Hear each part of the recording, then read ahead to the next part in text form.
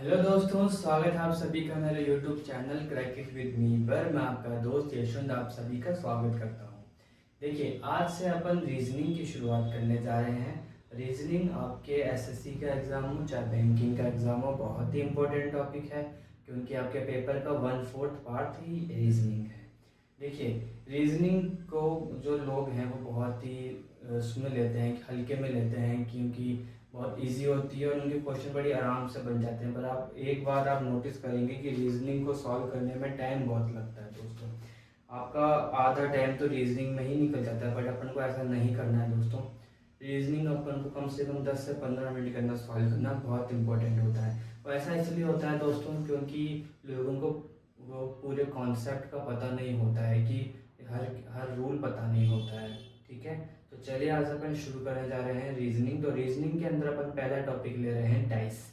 Dice देखिए, dice आपको एक क्वेश्चन आपको हर शिफ्ट के अंदर मिलेगा, चाहे सीजीएल का हो चाहे सीएचएसएल का एग्जाम हो। आपका एक क्वेश्चन यानी 2 नंबर आपके पक्के होने वाले हैं। वीडियो को एंड तक देखिएगा, पूरी वीडियो के अंदर आपको डाइस का पूरा कॉन्सेप्ट मिलने वाला है। इससे बाहर डाइस का कोई कॉन्सेप्ट नहीं होगा। नेक्स्ट वीडियो के अंदर अपन इसकी प्रैक्टिस करेंगे। तो चलिए शुरू करते हैं। देखिए दोस्त, अपन डाइस की बात कर रहे थे ना, तो डाइस जो होता है वो 2 तरीके का अपने एग्जाम में पूछा जाता है। एक होता है मेरे दोस्त क्लोज डाइस और एक होता है ओपन डाइस। इन दोनों से आपके एग्जाम में क्वेश्चन आने वाले हैं। क्लोज डाइस कुछ इस तरह दिखेगा, नाम में यार छुपा हुआ है कि इसका मतलब क्लोज का मतलब बंद होता है, तो ये हमारा डाइस बिल्कुल क्लोज है, बंद है। और ओपन डाइस का मतलब होता है इस तरह का वो डाइस आपको गिवन होगा, उसके पैटर्न कुछ अलग अलग हो सकते हैं। मान लीजिए ये दोनों साइड जो यहाँ गिवन है कहीं और भी लगा देगा तो उसके बहुत सारे पैटर्न बनते हैं ओपन डाइस के। ठीक है दोस्त, इस 2 तरीके से आपके क्वेश्चन आने वाले हैं। क्लोज डाइस कुछ इस तरीके का दिखेगा और ओपन डाइस कुछ इस तरीके का दिखेगा। तो चलिए पहले अपन शुरू करते हैं क्लोज डाइस से। ठीक है, देखिए दोस्त, जो अपना क्लोज डाइस है ना वो आगे जाकर 2 पार्ट्स में डिवाइड हो जाता है। पहला होता है स्टैंडर्ड डाइस और दूसरा होता है नॉन स्टैंडर्ड डाइस। देखिए, पहला स्टैंडर्ड डाइस, इसे हम जनरल डाइस भी कहते हैं दोस्तों। और दूसरा हमारा होता है नॉन स्टैंडर्ड डाइस। देखिए, एग्जाम्पल पॉइंट ऑफ व्यू से मोस्ट इम्पोर्टेंट अपना नॉन स्टैंडर्ड है क्योंकि स्टैंडर्ड डाइस से बहुत कम क्वेश्चन पूछे जाते हैं।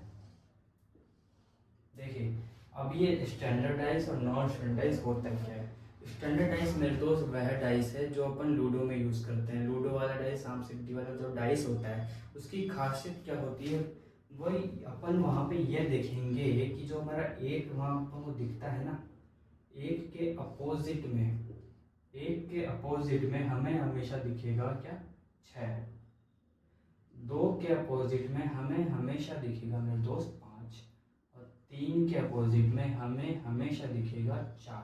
चेक कर लीजिएगा आप। ठीक है, 1 के अपोजिट में 6, 2 के अपोजिट में 5 और 3 के अपोजिट में 4। अभी अपोजिट क्या होता है, अपोजिट में दोस्त ये होता है कि जब आपको ये 5 दिख रहा है ना, इस 5 के उस तरफ वाला फेस, जो फेस हमें नहीं दिख रहा है ना, वहाँ पे हमेशा 2 होगा, वो होगा स्टैंडर्डाइज।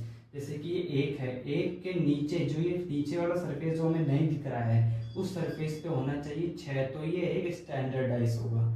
और अब इसमें हम कैसे पहचाने कि स्टैंडर्ड है कि नॉन स्टैंडर्ड है। देखिए मेरे दोस्त, इसकी पहचान करने की एक ट्रिक होती है कि अपोजिट का सम हमेशा होगा 7। यहाँ लिख लेता हूँ मैं, अपोजिट सम कितना होगा मेरे दोस्त, 7 होगा। अपोजिट का सम 7 होगा। ये स्टैंडर्डाइज की खूबी है। और जो नेबर होता है, जैसे कि ये 5 है ना, तो 5 का नेबर 3 है। इन दोनों का सम कभी भी 7 नहीं हो सकता। 7 से ज़्यादा हो सकता है, 7 से कम हो सकता है, बट कभी भी 7 नहीं होगा। तो वह होगा एक हमारा स्टैंडर्डाइज। बस एग्जाम में क्वेश्चन यही आएगा कि आपको पहचानना होगा कि कौन सा स्टैंडर्डाइज है और कौन सा स्टैंडर्डाइज नहीं है, नॉन स्टैंडर्डाइज है। देखिए मेरे दोस्त, 1 और 6 का जो सम होता है 7 होता है, 2 और 5 का सम भी 7 होता है और 3 और 4 का सम भी 7 होता है। तो आपको ये चेक करना है कि किसी भी डाइस के अंदर नेबर का सम 7 तो नहीं आ रहा। अगर 7 आ जाए या 7 आ जाए तो वो किसी भी हालत में स्टैंडर्डाइज नहीं होगा। ठीक है,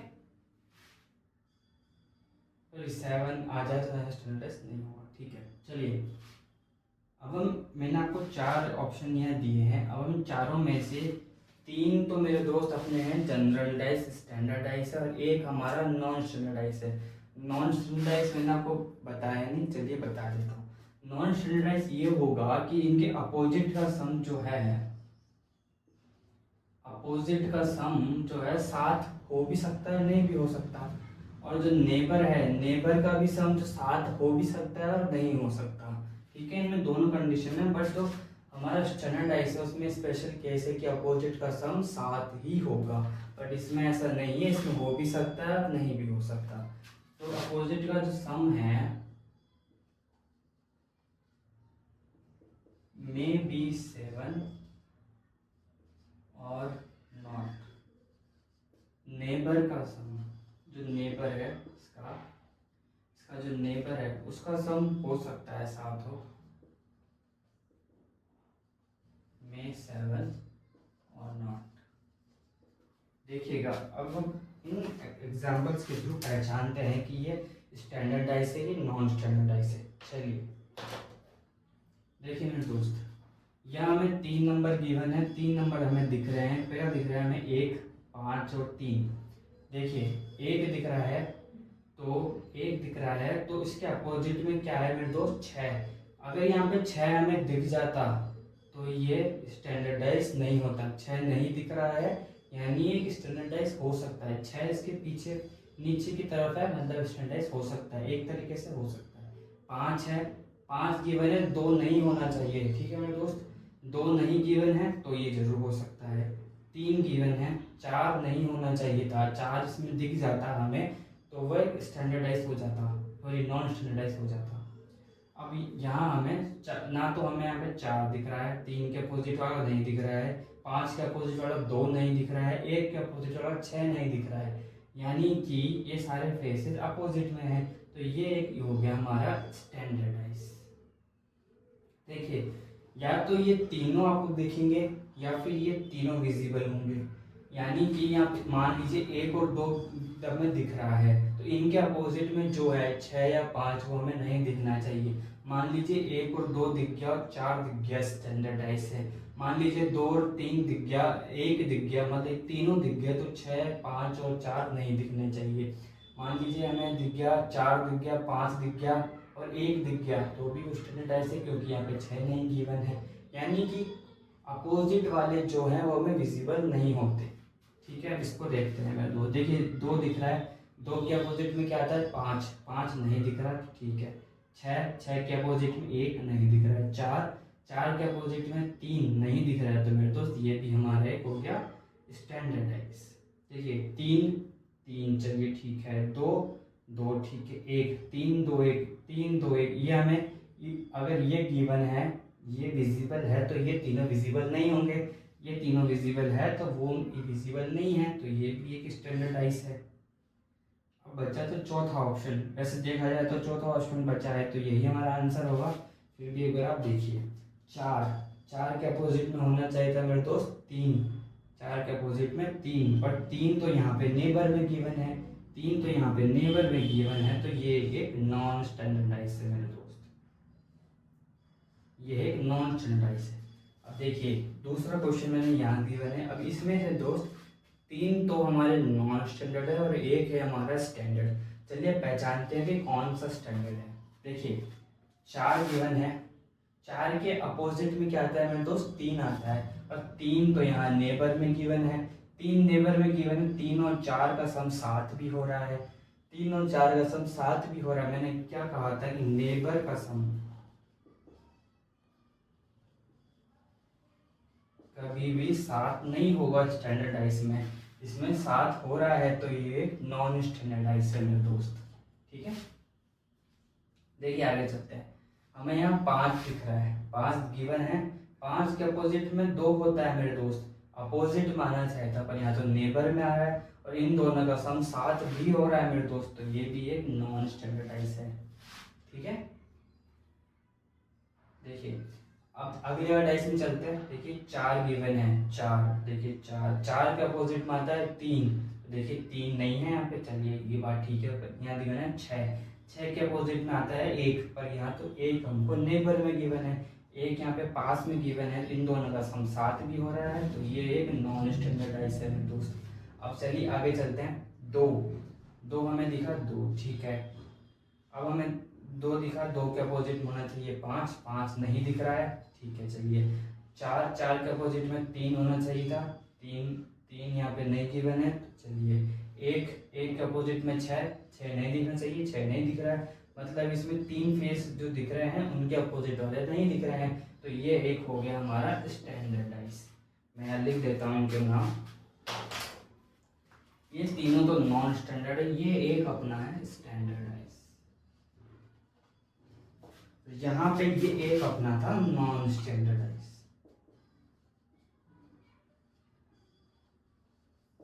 आई होप आप लोगों को समझ में आया होगा कि स्टैंडर्डाइज कौन सा होता है और नॉन स्टैंडर्डाइज कौन सा होता है। देखिए जो स्टैंडर्डाइज है ना, उससे क्वेश्चंस बहुत कम आने वाले हैं, 1 या 2 क्वेश्चन कभी कभार पूछ लेता है, पर जो मोस्ट इम्पोर्टेंट है वो हमारा है नॉन स्टैंडर्डाइज। तो चलिए नॉन स्टैंडर्डाइज को ही हम अब आगे पढ़ते हैं। देखिए मेरे दोस्त, नॉन स्टैंडर्डाइज के क्वेश्चन कुछ इस प्रकार आते हैं कि आपको वो एग्जाम में 2 डाइस दे देगा, ठीक है, 2 क्लोज डाइस देगा वो, और आपसे ये पूछेगा कि बताइए कि 5 के अपोजिट वाले फेस में क्या होगा। ये ऐसा पूछ सकता है कि 2 के अपोजिट में क्या होगा, मतलब अल्टीमेटली आपको इन दोनों डाइस को कंपेयर करके ये बताना है कि वो जिस भी नंबर को दे उस नंबर के अपोजिट में क्या होने वाला है। मान ली वो पूछ ले कि 2, 5 के अपोजिट में क्या है, 2 के अपोजिट में क्या है, तो आपको बताना होगा। तो इसे सॉल्व करने के लिए अपना रूल नंबर फर्स्ट है, when one number is common on common faces, यदि एक नंबर जो है वो कॉमन हो लेकिन कॉमन फेसेस पे। देखिए यहाँ पे एक आपको कोई नंबर कॉमन दिख रहा होगा दोनों डाइसेस में, इन दोनों डाइसेस में एक नंबर कॉमन मुझे दिख रहा है 4, आपको भी दिख रहा होगा 4। और दूसरी बात क्या थी, कॉमन फेसेस पे होना चाहिए, मेरे दोस्त ये दोनों कॉमन फेस है, एक ये 4 भी इसी डाइस में इसी फेस पर है और इस डाइस पे भी इसी फेस पर है 4, मतलब हमारी ये कंडीशन सेटिस्फाई हो गई है कि 1 नंबर कॉमन है और कॉमन फेसेस पर है। तो फिर होगा ये कि जो रेस्ट कॉरस्पॉन्डिंग जो नंबर होंगे, यानी कि जो 3 और 1 है, 5 और 2 है, वो आपस में अपोजिट होंगे मेरे दोस्त, यानी कि जो अपना 3 है ना, 3 के अपोजिट में 5 होगा और 1 के अपोजिट में होगा हमारा दोस्त 2, 3 के अपोजिट में 5 और 1 के अपोजिट में 2 हो जाएगा। चलिए यहाँ लिख देते हैं, 3 के अपोजिट में हो जाएगा 5 और मेरे दोस्त 1 के अपोजिट में हो जाएगा 2।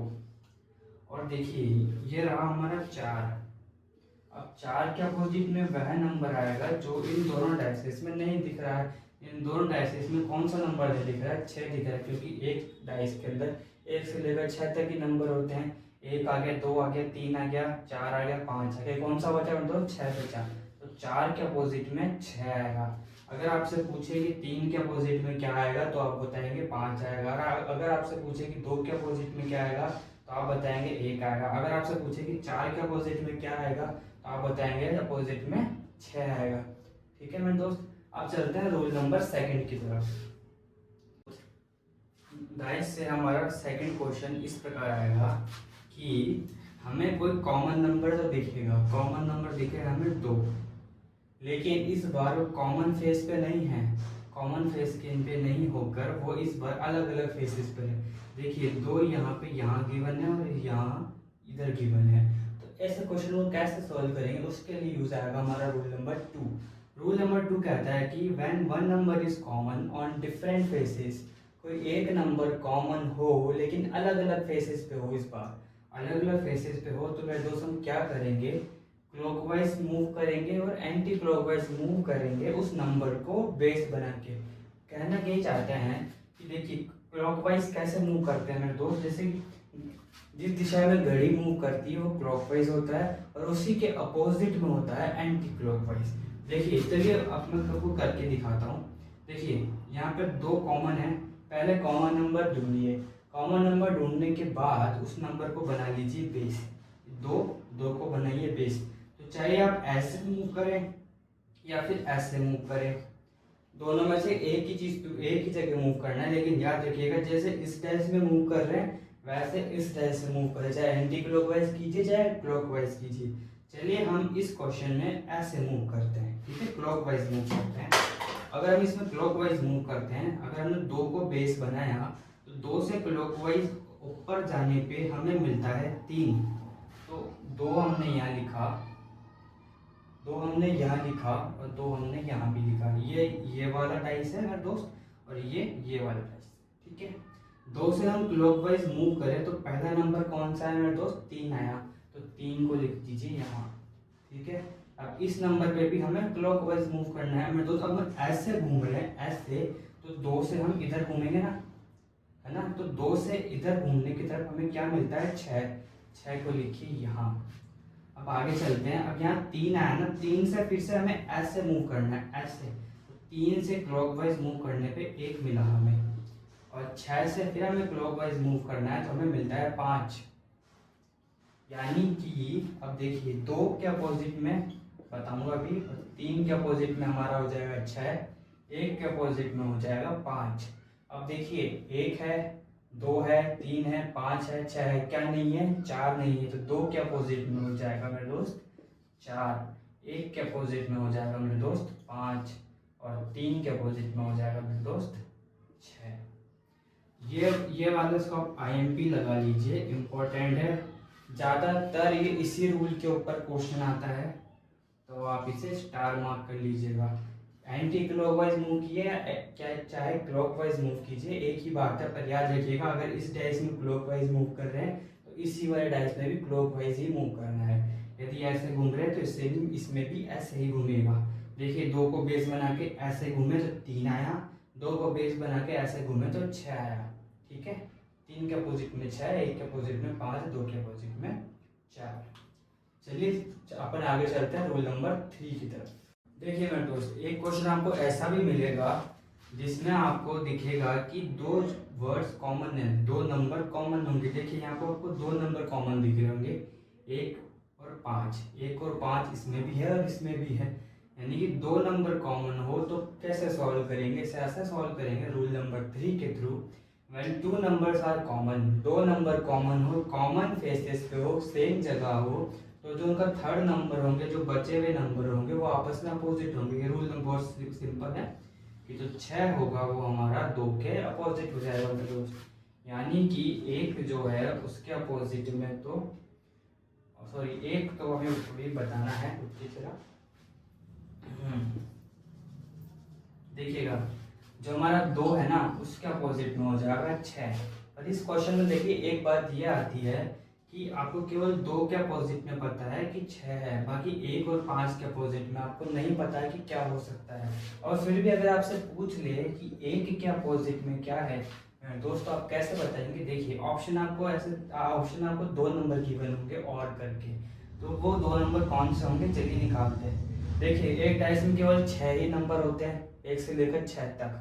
अब देखिए 1 है, 1 के अपोजिट में 6 नहीं हो सकता क्योंकि वो तो नेबर में है ना, तो 6 को काट दीजिए।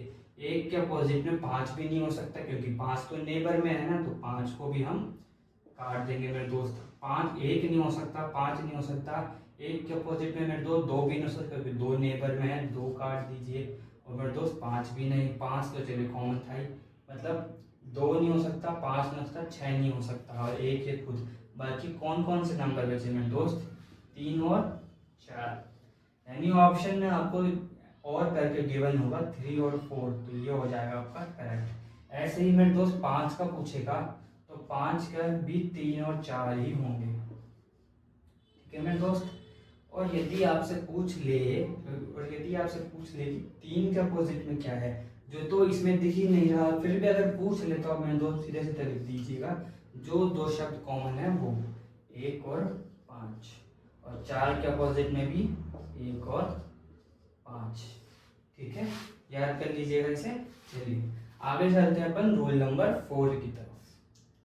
नॉन स्टैंडर्डाइज से आपको एक क्वेश्चन ऐसा भी देखने को मिलने वाला है जिसके अंदर आपको 2 नंबर तो कॉमन दिखेंगे, लेकिन इस बार वो अलग अलग फेसेस पे हैं। देखिए क्या कॉमन दिख रहा है आपको, मुझे तो एक 3 दिखा, एक मुझे दिख रहा है 4, है ना।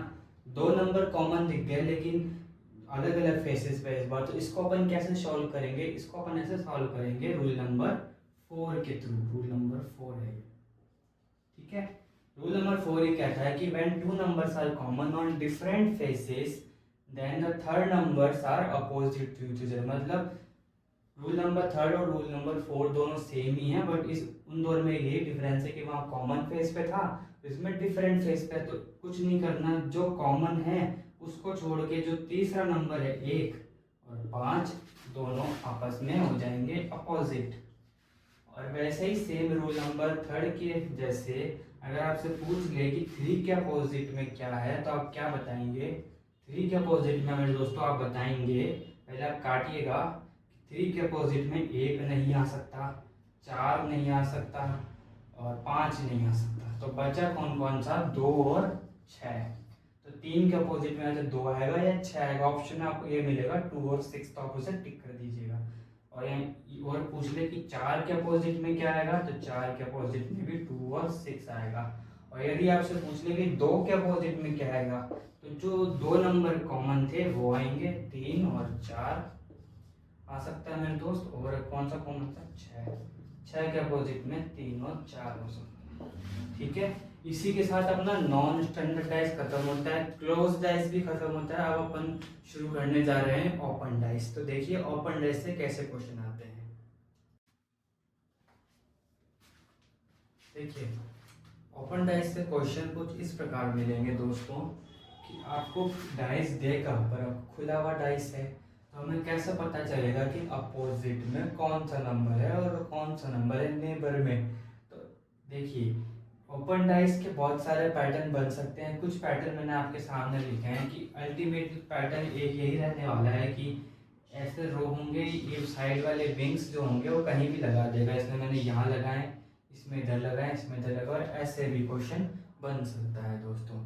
तो देखिए इसे सॉल्व करने का तरीका ये होता है कि आपको केवल एक चीज याद रखनी है कि अल्टरनेट अपोजिट होता है मेरे दोस्त। यानी कि एक नंबर छोड़ के अगला वाला नंबर अपोजिट होने वाला है। यानी कि जो हमारा 1 है ना, 1 के अपोजिट होगा मेरे दोस्त 4, 1 के अपोजिट मेरे होगा अपोजिट होगा 4, और 2 के अपोजिट होगा मेरे दोस्त 6। यानी कि 1 के अपोजिट होगा 4, 2 के अपोजिट होगा 6। और मेरे दोस्त जो बच गए ना 2 नंबर 3 और 5, ही दोनों आपस में हो जाएंगे अपोजिट।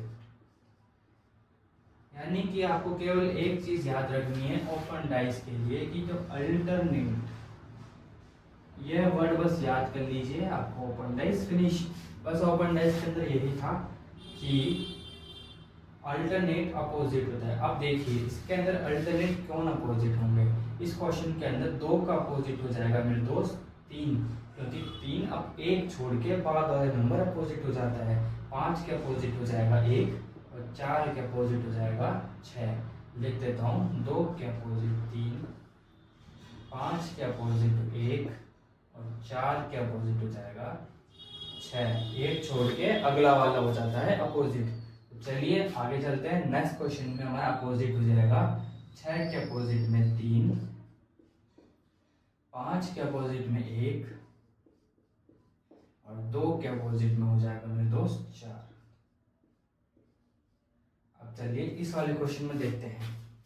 सिंपल, 2 के अपोजिट में 3, 1 छोड़ के अगले वाला 3, 2 के अपोजिट में हो जाएगा 3, 5 के अपोजिट में हो जाएगा मेरे दोस्त 1, 5 के अपोजिट में हो गया मेरे दोस्त 1, और 4 के बाद 1 छोड़ के क्या आता है 6, तो 4 के अपोजिट में मेरे दोस्त हो जाएगा 6। अब आपसे किसी भी नंबर से पूछ ले, मान लीजिए कि 5 के अपोजिट में क्या है, तो आप क्या बताएंगे 3 है। अगर आपसे पूछ ले कि 1 के अपोजिट में क्या है, तो आप क्या करेंगे सीधा 1 छोड़ के अगला वाला देखेंगे, तो 1 के अपोजिट में 4 होगा, 2 के अपोजिट में 6 होगा और 3 के अपोजिट में 5 होगा। बस इससे यही क्वेश्चन आने वाले हैं। कुछ और पैटर्न से इंपॉर्टेंट है, अगर आपके एग्जामिनर का दिमाग खराब हुआ तो वो ऐसा क्वेश्चन भी दे सकता है। बैंकिंग में ऐसे क्वेश्चन देखे जाते हैं, आगे देखते हैं।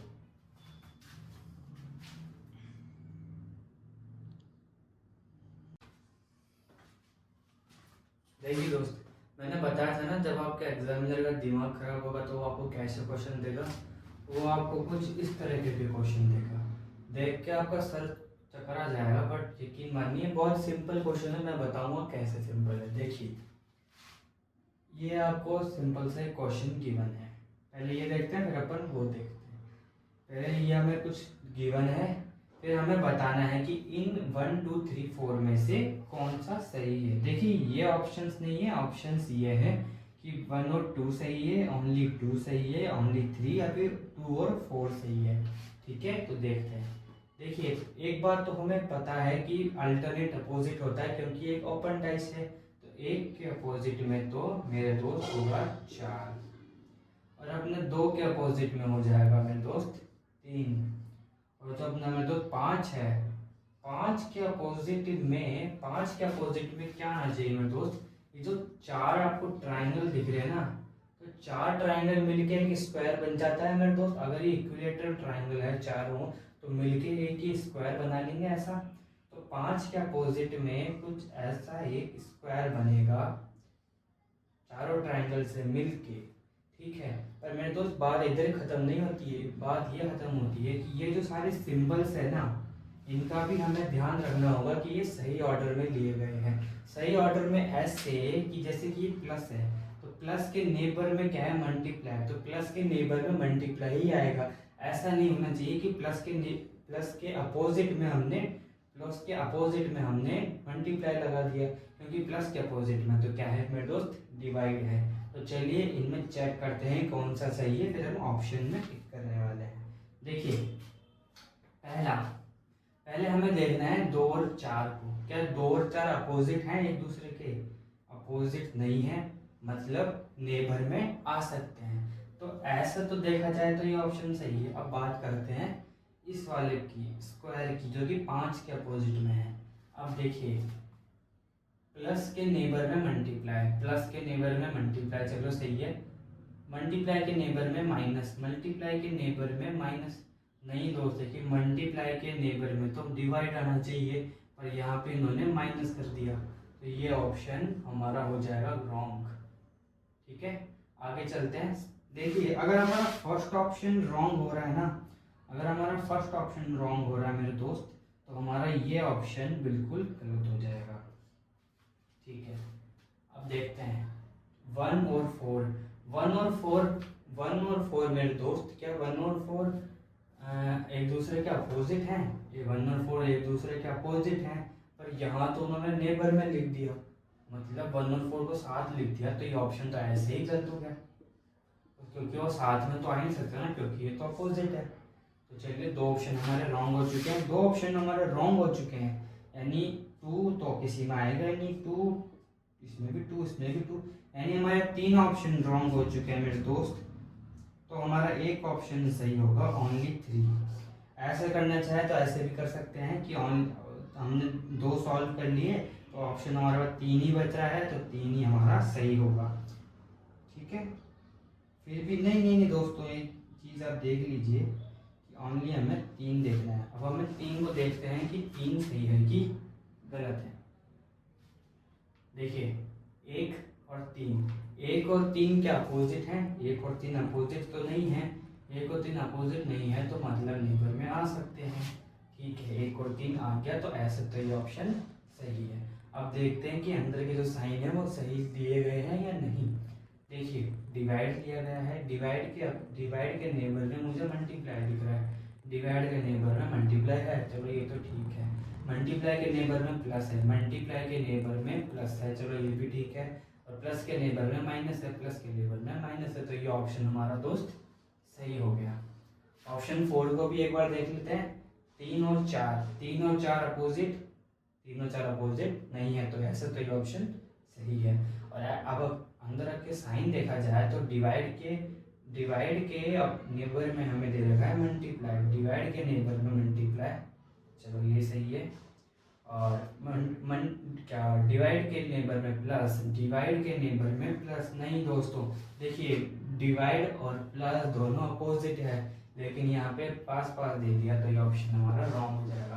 तो इस क्वेश्चन में हमारा कौन सा करेक्ट ऑप्शन है? ओनली 3। आई होप आपको समझ आया होगा। ऐसा ही एक और क्वेश्चन जो है वो इस तरीके का हमें गिवन होता है। यहाँ पे 4 ट्राइंगल को मिलके एक स्क्वायर बनाया था, यहाँ पे 4 छोटे स्क्वायर को मिलके एक बड़ा स्क्वायर बनाया जाएगा। देखिए दोस्त, हमें वैसा ही करना है। 4 के अपोजिट में यहाँ पे 6 होगा, देख सकते हैं अपन, 4 के अपोजिट में 6 और 3 के अपोजिट में 1।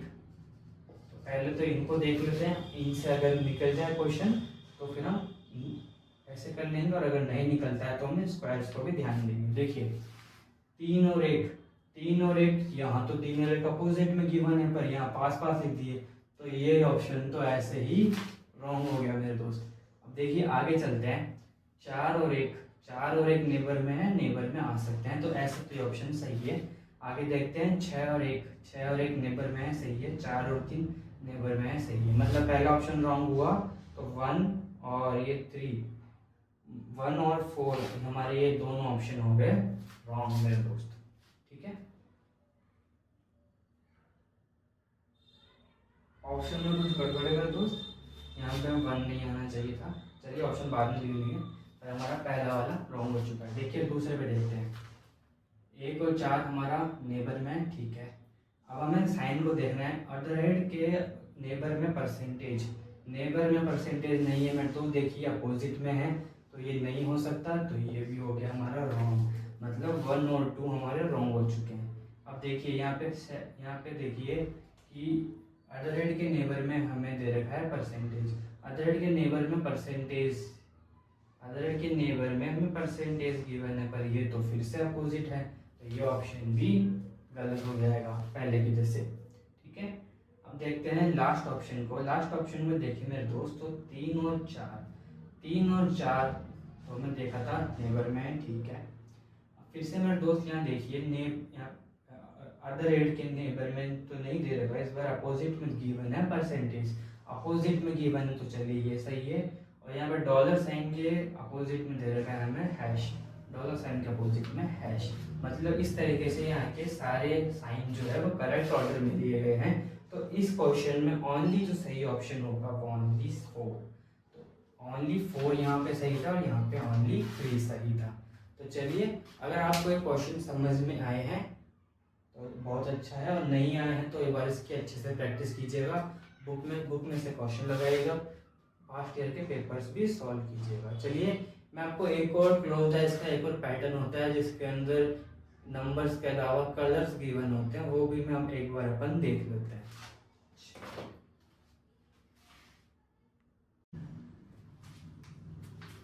देखिए मेरे दोस्त, एग्जामिनर आपको कुछ इस तरीके के क्वेश्चन भी दे सकता है जिसमें वो आपको 2 डाइस ना देकर इस बार उसने आपको 4 डाइस दिए हैं, 4 डाइस भी दिए हैं, और इस बार कोई नंबर भी नहीं दिया दोस्तों। देखिए नंबर की जगह इसने अब दे दिए हैं कलर्स के नाम, कलर्स के नाम दे देगा, या फिर कोई सिंबल दे देगा, या फिर ABCD दे देगा। तो उसमें हमको क्या होता है कि ये नहीं पता होता कि आगे अपोजिट के फेस में क्या होगा, हम 2 को देख के अनुमान नहीं लगा सकते। तो इसलिए इस क्वेश्चन में 4 डाइस गिवन होते हैं। पर याद रखिएगा दोस्त, हमें जो क्वेश्चन है वो केवल 2 डाइस को लेकर ही करना है, 4 डाइस से कभी भी क्वेश्चन नहीं होगा। अगर कोई पर्टिकुलर क्वेश्चन है तो उसमें केवल 2 डाइस को आप चूज कीजिए कि जिससे क्वेश्चन बन जाएगा। देखिए पहला क्वेश्चन हम लेते हैं कि मान लीजिए कि ग्रीन है, ग्रीन के अपोजिट में क्या है ये पूछा है, तो ग्रीन के अपोजिट में क्या है ये पूछा है, तो हमें कुछ देखना है कॉमन वर्ड, कैसे ऐसे कुछ 2 डाइस देखने हैं जिसमें कुछ कॉमन हो और अपन ग्रीन का अपोजिट निकाल सके। तो चलिए देखते हैं। मुझे यहाँ अपोजिट देखिए कॉमन दिख रहा है, मुझे रेड, रेड मुझे कॉमन दिख रहा है, कॉमन फेस पर भी दिख रहा है, तो इससे मुझे रूल नंबर 1 याद आ गया दोस्त। रूल नंबर 1 कहता है कि कॉमन नंबर या कॉमन वर्ड हो और वो कॉमन फेस पर हो, तो जो बचे हुए होते हैं वो आपस में अपोजिट हो जाते हैं दोस्त, सिंपल। तो ग्रीन के अपोजिट में हो जाएगा ऑरेंज। देखिए जो अपना ग्रीन है उसके अपोजिट हो जाएगा, अपोजिट हो जाएगा मेरे दोस्त ऑरेंज। ऐसे ही अगर येलो का पूछ ले तो येलो का आप बता दीजिएगा ब्लू। देखिए इन 2 डाइस के थ्रू हमने बता दिया अपोजिट में क्या होगा। और मेरा दोस्त देखिएगा रेड, अगर रेड का पूछे तो कैसे बताएंगे, क्योंकि यहाँ तो नंबर्स है, यहाँ पे वो है नहीं वर्ड्स, सॉरी ये जो वर्ड्स हैं नंबर्स हैं नहीं जो 6 तक खत्म हो जाए, नाम कलर्स हैं बहुत सारे हो सकते हैं। देखिए तो इसे हम ऐसे सॉल्व करेंगे। अब हमें कोई दूसरा डाइस लेना होगा जिसमें रेड का अपोजिट हम निकाल सकें। देखिए अगर मैं देखूं तो वॉयलेट वाला देखें, अगर हम वॉयलेट वॉयलेट कॉमन है और इसके अंदर हमें दिख रहा है रेड, तो अपोजिट हम निकाल सकते हैं। कैसे? रूल नंबर 2 के थ्रू मेरे दोस्त, जहाँ पे एक वर्ड या फिर कोई नंबर कॉमन हो। Red common, sorry violet common है, वॉयलेट कॉमन है लेकिन डिफरेंट फेस पे है। रूल नंबर 2, एक नंबर या वर्ड कॉमन हो डिफरेंट फेस पे हो तो उसे कैसे सॉल्व करते हैं मेरे दोस्त? सॉल्व करते हैं या तो क्लॉकवाइज मूव करके या एंटी क्लॉकवाइज मूव करके। देखिए हम इसमें क्लॉकवाइज ही मूव करते हैं। वॉयलेट से अगर हम क्लॉकवाइज मूव करते हैं तो हमें मिलता है रेड। यहाँ पे वे लिख लीजिए, रेड लिख लीजिए, ठीक है। अगर हम इस वाले वॉयलेट से क्लॉकवाइज मूव करेंगे तो हमें मिलता है मेरे दोस्त ब्राउन। तो लीजिए मेरे दोस्त हमें मिल गया, रेड के अपोजिट में हो जाएगा ब्राउन।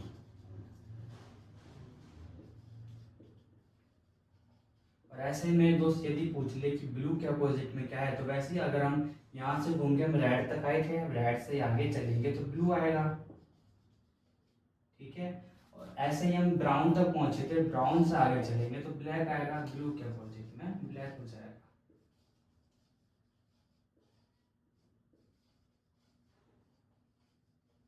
ठीक है दोस्त, यही था अपना डाइस का पूरा कॉन्सेप्ट। डाइस से इसके अलावा बाहर कोई और क्वेश्चन नहीं आएंगे। मैंने आपको बता दिया है कि नंबर के अलावा वो आपको दे सकता है, या तो आप कलर्स के नेम दे देगा या वर्ड्स दे देगा कुछ, या फिर कोई सिंबल दे देगा।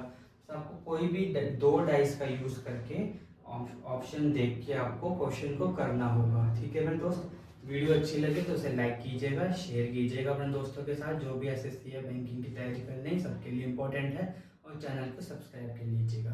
चलिए, जय हिंद।